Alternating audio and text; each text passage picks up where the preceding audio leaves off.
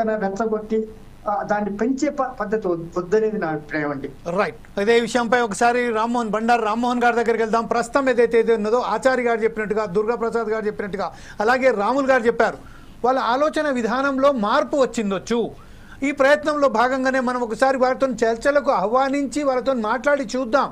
అది శాశ్వతమా తాత్కాలికమా పన్నబెట్టి ప్రజల సమస్యల పట్ల ఏదైతే ఉన్నదో వాళ్ళ ఆలోచన విధానంలో ప్రజాస్వామిక విప్లవానికి పట్ల నూతన ప్రజాస్వామిక విప్లవం ఏదైతే చెప్తున్నారో దానికి వారు కూడా కొంచెం దిగి వచ్చారేమో, దాన్ని కూడా ఒకసారి మనం చూసి మాట్లాడితే బాగుంటుంది అనే ఒక సారాంశంతో ఏదైతే రాములు గారు చెప్తున్నారో మీరు దీని మీద ఎలా విశ్లేషిస్తారండి? జమీల్ గారు, మీకు సుధాకర్ శర్మ గారికి, రాములు గారికి, దుర్గా ప్రసాద్ గారికి, అట్లాగే ఇతరులు ఆచార్య గారికి అందరికీ నమస్కారం. స్పోర్ట్స్ టీవీ ప్రేక్షకులు, నేను న్యాయవాదిగా కన్నాభరణ్ గారు అట్లాగే నాకు రాఘగోపాల్ గారు, బాలగోపాల్ గారితో పనిచేసిన వాడిగా, నా మిత్రులు చంద్రకుమార్ గారు జడ్జి గా ఉన్నప్పుడు కూడా మా మిత్రులు, అట్లాగే అన్వర్ ఖాన్ గారు, దుర్గా ప్రసాద్ గారు ఫస్ట్ టైం కానీ నేను చూడలేదు గతంలో, కానీ నేనేమంటున్నానంటే ఎప్పుడు కూడా ప్రైవేట్ హింస, రాజ్య హింస రెండింటిని మనం మేనేజ్ చేస్తే, ప్రైవేట్ హింస మన ఇంట్లో పిల్లలు చేసేలాంటి హింస, రాజ్య హింస రాజ్యానికి ఒక బాధ్యత ఉంటుంది. ఈ రెండు మనం గమనించాలి. చాలా వరకు హింస అంటే హింసను మన ఉదాహరణకు మన పిల్లలు ఏదైనా చాక్లెట్ కొనివ్వంటే కొనలేదనుకోండి, ఏం చేస్తారు, చేతిలో ఏ వస్తువు ఉంటే ఆ వస్తువు విసిరి కొడతారు కదా. విసిరి కొడితే వాడిని బండకేసి కొడతావా, మనం కొట్టలేం కదా. వాడిని అది కాదు బాబు అని బుజ్జగిస్తే ఇది కాదు అని చెప్తే మన పిల్లలే.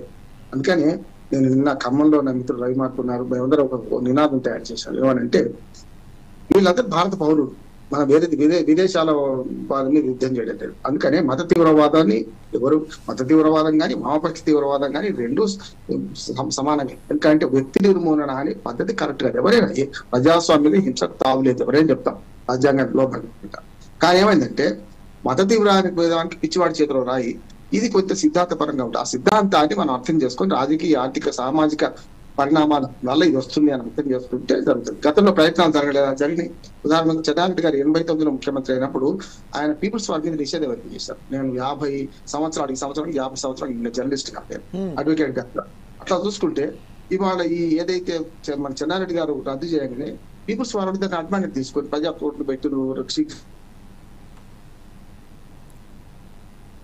అవకాశం ఇచ్చినప్పుడు దాన్ని ఉపయోగించుకోకపోతే ఏమైంది, 6 నెలల లోపల మళ్ళీ నిషేధం విధించాల్సి వచ్చింది చెన్నారెడ్డి గారు ఇచ్చిన వెసులుబాటు.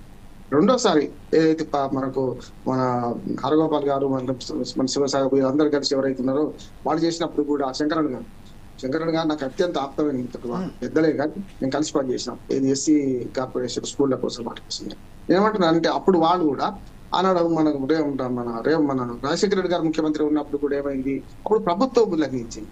రాజశేఖర రెడ్డి గారు ముఖ్యమంత్రి చర్చలో జరిగింది ఎక్కడ పొరపాటు అంటే ప్రభుత్వమే ఆ నిరాయుధుల్ని చేసి మళ్ళీ వాళ్ళని కౌంటర్ చేసింది. అప్పుడు మొదటిసారి ఏమో పీపుల్స్ వార్ ఉల్లంఘించిండు, రెండోసారి ప్రభుత్వం ఉల్లంఘించింది. నేను చర్చలు ఎందుకు చెప్తున్నానంటే మొత్తం సారంగా అనుకుందాం. ఇప్పుడు మన ఇంతకుముందు రాములు గారు అన్నట్టు ఆచార్య గారికి సమాధానం చెప్పాలి, మనం దుర్గా ప్రసాద్ గారు, వీళ్ళిద్దరు వేరు కాదు, సమాజంలో అందరూ భాగపై కనుక సమాధానం చెప్పుకోవాలి. ఇప్పుడు ఒకటేమంటున్నానంటే ఆపరేషన్ కాగారు అంటున్నాను. ఆపరేషన్ కాగారు అనేది అమానవీయ సంఘటన అంటున్నారు. ఆపరేషన్ కాగారు అని పేరు పెట్టడమే తప్పు. అంత వివరణ అంతం చేద్దాం, సమాజాన్ని అంతం చేద్దామా, సమాజంలో సమస్యలు అంతం చేద్దామా, లేకుంటే దీనికి కారణమైన మూల కారణాలు వెతుకుదామా అని నేను అంటున్నాను. వామపక్ష తీవ్రవాదానికి అయినా మన మత తీవ్రవాదానికైనా ఉన్న తీవ్రవాదానికి పేదరికం కారణము. నేను చెప్పింది కదా, బిల్ క్లింటన్ ఎప్పుడో 20 ఏళ్ల క్రితం వ్యాసం రాసిప్పుడు పేదరికం ఎందుకుంది, మత తీవ్రవాదం వల్ల పేదరికం వల్ల మత తీవ్రవాదం పెరుగుతుందని. ఇవాళ తీవ్రవాద దేశాలు అన్ని ముస్లిం దేశాలు ఎందుకు లేవు, ముస్లిం దేశాలు మంచి దేశాలు ఎందుకున్నాయి, తీవ్రవాదం లేని దేశాలు ఎందుకున్నాయి, పేదరికం లేకపోతే ఉంటాయి. అందుకనే పేదరికం, ఆర్థిక అసమానతలు ఇవాళ పెరుగుతున్న క్రమంలో మీరు ఆపరేషన్ కాగారని చెప్పి మనుషులను పశువుల కంటే హీనంగా పైనుంచి బాంబులు వేసి చంపడం సరైంది కాదంటున్నాం. ప్రజాస్వామ్యంలో ప్రభుత్వానికి బాధ్యత ఎక్కువ ఉంటుంది, ప్రజల కంటే ఎక్కువ బాధ్యత ఉంటుంది. ఇది సరైనది కాదంటున్నాం. ఆపరేషన్ కాగారులో ఇప్పుడు 450 మంది చంపేశారు. అది గిరిజనులు తెచ్చిపోయినా మంచి అంటే ఇప్పుడు ఏమైందంటే ఆవులు కొట్లాడుకుంటే లేకాళ్ళు దూరం తిరుగుతుంటాయి కదా, గాలి విరుగుతుంటాయి. అట్లానే ప్రజలు ప్రభుత్వానికి మధ్యన పోరాటంలో ఇప్పుడు కాదు, అప్పుడెప్పుడు రజాకాల ఉద్యమం, అప్పుడెప్పుడు మనకి భూమి కోసం భక్తి కోసం విముక్తి కోసం జరిగిన ఉద్యమాల్లో కూడా చూడండి మీరు సంఘపోలు రాత్రి వద్దురు పొద్దున రజాకారులు వద్దురు వీళ్ళ పొద్దున ధరలు వాళ్ళు రాత్రి ధరలు వీళ్ళిద్దరు మధ్యన ప్రజలు నలిగిపోయిన ఆనాడు కూడా అన్నం ఎందుకు పెట్టినవారు రాత్రి పొద్దున వచ్చిన రజాకారులు కొట్టిండ్రు రాత్రి వచ్చి సంఘపోలు కొట్టిండ్రు ఈ రెండు మన ప్రజలు ఇబ్బంది పడ్డారు కదా.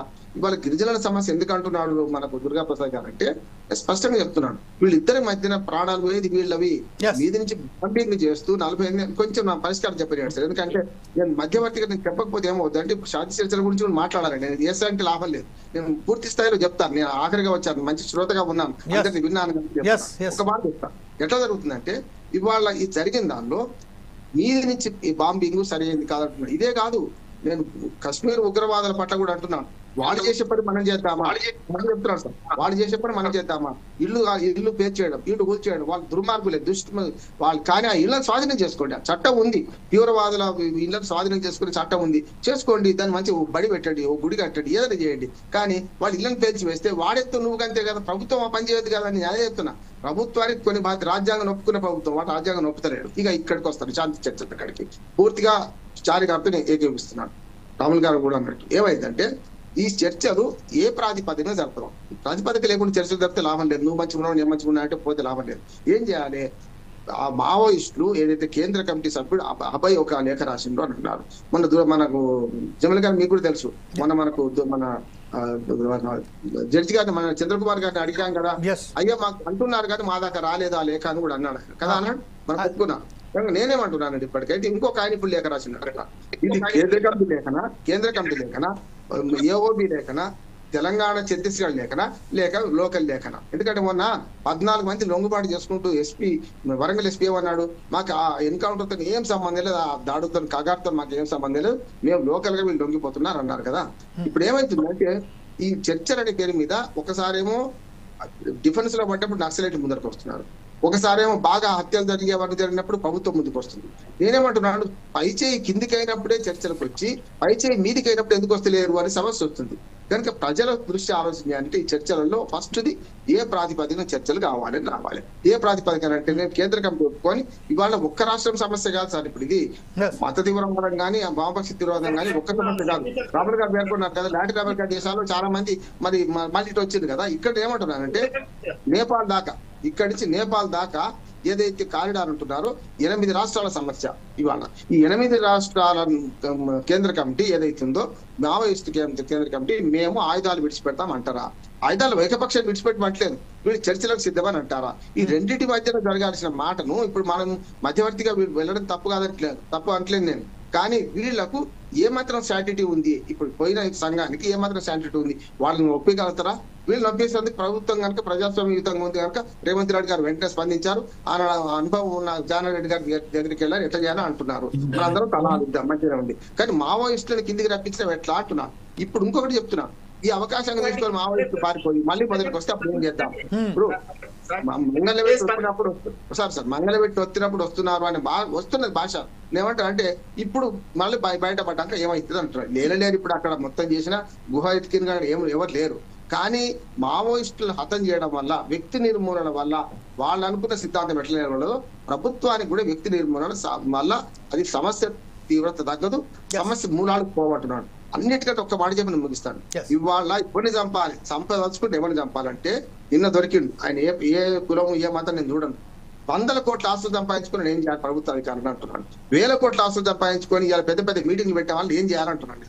అసలు విడిచిపెట్టి నిజమైన దోపిడీదారులు మన సమాజంలో మన పక్కనే ఉన్నాడు, శత్రువు ఎక్కడో లేడు, మన పక్కనే ఉన్నాడు. వీడిని విడిచిపెట్టి వాళ్ళు ఎప్పుడు పడుతున్నాం. నేనేమంటున్నాను, వీళ్ళ సంగతి ఏంది? ఈ ఆర్థిక అసమానతలు, ఎల్పిజి వల్ల మొత్తం గ్లోబలైజేషన్ వల్ల జరుగుతున్న విధ్వంసం ఏమిటి? అక్కడ ఖనిజాల గురించా మనం పోయేది, లేకపోతే ఈ మావోయిస్ట్ నేరువేతకు ఎందుకు ఏ కారణమో అంటున్నా. అందుకనే ఇవాళ చర్చలకు ప్రాతిపాదిక తీసుకొని దుర్గాప్రసాద్ గారు కానీ ఎవరిని నేనేమంటున్నానంటే ప్రాతిపాదిక వాళ్ళు ఆయుధాలు విడిచిపెట్టగలం, వెంటనే విడిచిపెట్టడానికి సిద్ధమైంది రావాలి. ఆ ప్రతిపాదన ఒకటి తీసుకోవాలి. ప్రభుత్వం అంటే ఈ రాష్ట్ర ప్రభుత్వం చేసేది ఏముండదు. ఏది మన శాంతి భద్రత బిలే కావచ్చు, కానీ ఆపరేషన్ గగార్ కానీ గత ముందు గ్రీన్ హంట్ కానీ ఇవి మొదలుపెట్టింది కేంద్ర ప్రభుత్వం. కేంద్ర ప్రభుత్వం మొదలుపెట్టిన దానిలో శాంతి భద్రత రాష్ట్ర ప్రభుత్వం అనుకుంటే ఇంకో లీగల్ పాయింట్ కూడా చెప్తాను. ఎప్పుడు కూడా మన మిలిటరీని మన దేశ ప్రజల మీద వినియోగించొద్దు, Yeah. బయట దేశ ప్రజల మీద వినియోగించాలి, బయట దేశ శత్రువుల మీద వినియోగించాలి. ఇవాళ మొత్తం సైన్యం అంతా దించి వీళ్ళకి ఏం సంబంధం లేకుండా పౌర హక్కులను పూర్తిగా కాల రాస్తూ ఈ మీది నుంచి బాంబింగ్ 3 శవాలు దొరికినాడు సార్. ఏమీ 3 శవాలు ఎట్లా దొరుకుతాయి? ఎవరైనా చంపకుండా దొరుకుతాయి. మీదికేళ్ళు పడేస్తుంటే ఇది సరైనది కాదు. మన పిల్లలను మనం రక్షించుకుందాం, మన పిల్లలే వాళ్ళు కూడా, మన పౌరులే వాళ్ళు కూడా. వాళ్ళు తప్పు చేస్తే శిక్షిద్దాం, చట్టపరంగా శిక్షించే ప్రయత్నం చేద్దాం. నేను మన పబ్లిక్ సెక్యూరిటీ యాక్ట్ కింద 100 మంది 100 మంది నేను బెయిల్ తీసుకున్నవాడిని. నేనేమంటున్నానంటే వాళ్ళు చట్టాన్ని దాటి వాడు పోతుంటే అది ఎవ్వరు కానీ పెట్టండి, ప్రభుత్వాన్ని నప్పిద్దాం, ప్రభుత్వాల నుంచి పాలనలోకి దిద్దామంటే. ఓకే రామోహన్ గారు, ఒక రాముల్ గారు ఏదో మాట్లాడబోతున్నారు. రాముల్ గారు దగ్గరికి వెళ్ళి తర్వాత నేను ఆచార్య గారి దగ్గరకు వస్తాను.